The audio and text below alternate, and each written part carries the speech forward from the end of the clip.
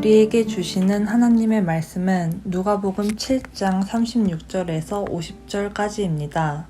한 바리새인이 예수께 자기와 함께 잡수시기를 청하니 이에 바리새인의 집에 들어가 앉으셨을 때에 그 동네에 죄를 지은 한 여자가 있어 예수께서 바리새인의 집에 앉아 계심을 알고 향유 담은 옥합을 가지고 와서 예수의 뒤로 그 발 곁에 서서 울며 눈물로 그 발을 적시고 자기 머리털로 닦고 그 발에 입맞추고 향유를 부으니 예수를 청한 바리새인이 그것을 보고 마음에 이르되 이 사람이 만일 선지자라면 자기를 만지는 이 여자가 누구며 어떠한 자 곧 죄인인 줄을 알았으리라 하거늘 예수께서 대답하여 이르시되 시몬아 내가 네게 이를 말이 있다 하시니 그가 이르되 선생님 말씀하소서. 이르시되 빚 주는 사람에게 빚진 자가 둘이 있어 하나는 500데나리온을 졌고 하나는 50데나리온을 졌는데 갚을 것이 없으므로 둘 다 탕감하여 주었으니 둘 중에 누가 그를 더 사랑하겠느냐. 시몬이 대답하여 이르되 내 생각에는 많이 탕감함을 받은 자니이다. 이르시되 내 판단이 옳다 하시고 그 여자를 돌아보시며 시몬에게 이르시되 이 여자를 보느냐. 내가 내 집에 들어올 때 너는 내게 발 씻을 물도 주지 아니하였으되 이 여자는 눈물로 내 발을 적시고 그 머리털로 닦았으며 너는 내게 입맞추지 아니하였으되 그는 내가 들어올 때로부터 내 발에 입맞추기를 그치지 아니하였으며 너는 내 머리에 감람류도 붓지 아니하였으되 그는 향유를 내 발에 부었느니라. 이러므로 내가 내게 말하노니 그의 많은 죄가 사하여 졌도다. 이는 그의 사랑함이 많음이라. 사함을 받을 일이 적은 자는 적게 사랑하느니라. 이에 여자에게 이르시되 내 죄 사함을 받았느니라 하시니 함께 앉아있는 자들이 속으로 말하되 이가 누구이기에 죄도 사하는가 하더라. 예수께서 여자에게 이르시되 내 믿음이 너를 구원하였으니 평안히 가라 하시니라. 아멘. 오늘 본문은 한 바리새인이 예수님을 식사 자리에 초대한 것으로 시작합니다. 예수님에 대해 항상 대적자의 입장에 섰던 바리새인이 예수님을 식사에 초대한 것입니다. 본문 40절을 보면 이 바리새인의 이름이 시몬이라는 것을 알 수 있고요. 예수님을 가리켜 선생님이라 부르는 것을 보면 예수님을 하나님의 아들로 고백하는 정도의 신앙은 아니지만 그렇다고 다른 바리새인들처럼 예수님을 적대시하는 사람은 아니었구나라는 것을 알 수 있습니다. 그래서 바리새인 시몬이 예수님을 식사 자리에 초대한 것은 분명히 좋은 마음에서 비롯된 것일 겁니다. 그러나 동시에 확실한 것은 예수님과 함께 식사하는 바리새인이라는 이 상황은 그 자체만으로도 사람들의 이목을 집중시키기에 충분했다라는 것입니다. 본문 37절을 보면 이 흥미로운 상황에서 하나의 돌발 상황이 발생하는데 갑자기 한 명의 여인이 예수님 앞으로 나온 것입니다. 성경은 이 여인에 대해 어떠한 설명도 하지 않은 채 단순히 동네에서 죄를 지은 한 여자다라고만 소개합니다. 39절에서도 이 여인을 가리켜 죄인이라 말하는 것을 보면 이미 이 동네에서 이 여인은 죄인으로 낙인 찍혀 있었다라는 사실을 알 수 있습니다. 그런데 오늘 본문 어디에서도 이 여인이 저지른 죄가 무엇인지 구체적으로 말을 하지 않습니다. 그래서 이 여인의 죄에 대해서 정확히 알 수는 없지만 마을에서 사람들이 죄인이라 부르는 것을 보면 아마도 율법에서 그 많은 부정한 죄를 저지른 것으로 보여지고요. 그래서 대부분의 신약학자들은 이 여인이 아마도 창녀였을 것이다 라고 말을 합니다. 이 여인의 죄가 무엇이었던 간에 중요한 사실은 그 시대의 거룩한 자라 평가받던 바리새인과 모든 사람에게 죄인으로 낙인 찍힌 여인이 구원자 예수님을 중심으로 함께 한 공간 안에 있었다라는 사실입니다. 37절 이후의 구절은 이제 이 여인을 중심으로 일어난 사건에 대해서 보여주는데, 이 여인이 갑자기 예수님 발 곁에 서서 울기 시작합니다. 예수님께서 어떤 말씀을 하신 것도 아니고 예수님으로부터 어떤 말씀도 들은 것도 아닌데 갑자기 하염없이 눈물을 흘리는 것입니다. 이때 이 여인의 감정은 어떤 것이었을까요? 그렇게 끝없이 눈물을 흘리던 여인은 자기 머리털로 예수님의 발에 묻은 눈물을 닦고요, 그 발에 입을 맞추고 향유가 담긴 옥합을 깨어 그 값비싼 향유를 예수님의 발에 부어버립니다. 바리새인 집에 계신 예수님을 보자마자 어떠한 감정으로 인해서 눈물을 멈출 수가 없었던 거고요. 그 시대의 공개석상에서 여인이 자신의 머리를 푸는 것은 사람들에게 경멸받을 일이라는 사실을 분명히 알고 있었음에도 불구하고 자신의 행동을 도저히 멈출 수 없었던 것입니다.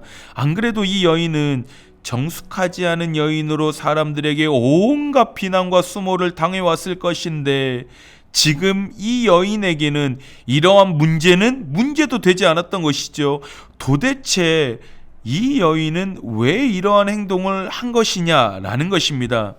예수님은 한 가지 비유를 말씀하시며 지금 이 여인이 행동한 그 속에 담긴 의미가 무엇인가에 대해서 말씀하십니다. 41절부터의 말씀을 보면 예수님께서 비유를 말씀하시기를, 빚진 자가 둘이 있었는데 하나는 500데나리온을 졌고 하나는 50데나리온을 졌는데 갚을 것이 없으므로 주인이 둘 다 탕감하여 주었다. 그렇다면 둘 중에 누가 그를 더 사랑하겠냐라고 물어보십니다. 지금 이 비유에서 나오는 50데나리온을 탕감받은 자는 바리새인을, 500데나리온을 탕감받은 사람은 향유를 부은 여인을 비유적으로 표현한 것입니다. 바리새인은 이 질문 앞에 더 많이 탕감받은 사람이 더 사랑할 것입니다 라고 대답합니다. 그랬더니 예수님께서 44절부터 말씀하시기를, 그래 맞다. 이 여인을 보느냐? 내가 내 집에 들어왔을 때 너는 내게 발 씻을 물도 주지 아니하였으되 이 여자는 눈물로 내 발을 적시고 그 머리털로 닦았으며 너는 내게 입맛 주지 아니하였으되 그녀는 내가 들어올 때부터 내 발에 입맞추기를 그치지 아니하였으며 너는 내 머리에 감람유도 붓지 아니하였으되 그녀는 향유를 내 발에 부었느니라 라고 말씀하시는 겁니다. 그러면서 결론적으로 47절에서 말씀하시기를, 이 여인이 이러한 행동을 한 이유가 무엇인 줄 아느냐? 바로 나를 많이 사랑했기 때문이다 라고 말씀하시는 겁니다. 사람들에게 거룩하다고 존경받는 바리새인 시몬, 너보다 사람들에게 죄인이라 비난받는 이 여인이 나를 더 진실로 사랑한 사람이다 라는 것입니다. 결국에 이 여인은 사랑 때문에 예수님 앞에 눈물을 멈출 수 없었던 것이고요. 너무나도 예수님을 사랑했기에 그 머리를 그 발로 닦아도 전혀 부끄럽지 않았고, 예수님의 사랑이 가장 귀한 것이었기에 옥합에 담긴 값비싼 향유를 발에 부은다 할지라도 전혀 아깝지 않았던 것입니다. 반면에 바리새인은 어떠한가요? 그의 시선은 오직 여인의 죄에만 초점이 맞춰져 있습니다. 39절 보시면, 시몬은 마음속으로 예수님이 진실로 선지자라면 이 여인이 죄인인 것을 알 것인데 어찌 저렇게 행동하고 있냐라고 생각하고 있습니다. 율법적으로 볼 때 죄인을 만지면 그 사람도 부정해집니다. 지금 죄인이라고 낙인 찍힌 여자가 예수님을 만졌으니 예수님도 부정해진 것이죠. 본인이 선지자라면 분명히 이 사실을 알 건데 이 여인의 행동을 어찌 지켜보고만 있느냐라고 바리새인은 속으로 생각하고 있었던 것입니다. 지금 예수님은 이러한 바리새인의 마음과 생각을 다 아셨기에 이 비유를 통하여 말씀하고 있는 거죠. 누가 나를 더 사랑하느냐라는 것입니다. 보면 볼수록 참으로 안타깝지 않으십니까? 누구보다도 율법에 정통한 종교 지도자였지만, 하나님을 그토록 오래 믿어왔지만, 겉으로는 위대한 신앙인이라 칭찬받는 사람이었지만, 그의 마음은 주님을 앞에 두고도 눈물 한 방울 흘리지 못하는 메마른 심령이 되어버린 것입니다. 요즘 우리 성도님들의 마음은 어떠하신가요? 혹여나 주님께서 베풀어 주신 은혜와 사랑 앞에 이제는 눈물 한 방울도 흘릴 수 없는 메마른 심령이 되어버리신 것은 아니신가요? 우리는 분명히 알고 있지 않습니까? 우리도 이 여인과 비교해서 전혀 다를 바가 없지요. 하나도 나을 바가 없지요. 혹여나 나는 그래도 이 죄인인 여인보다야 더 깨끗하다 라고 생각하고 계시다면, 바로 우리가 이 본문의 바리새인일 것입니다.